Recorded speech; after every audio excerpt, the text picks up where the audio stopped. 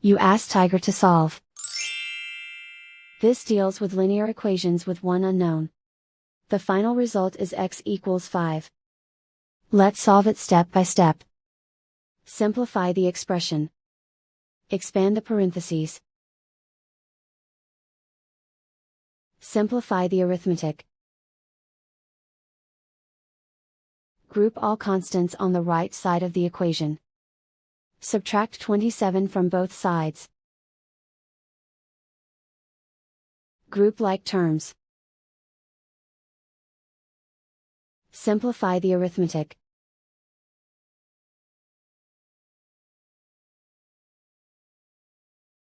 Isolate the x. Divide both sides by 3. Simplify the fraction.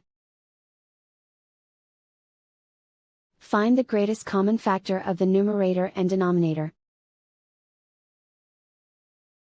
Factor out and cancel the greatest common factor. And so the final result is x equals 5.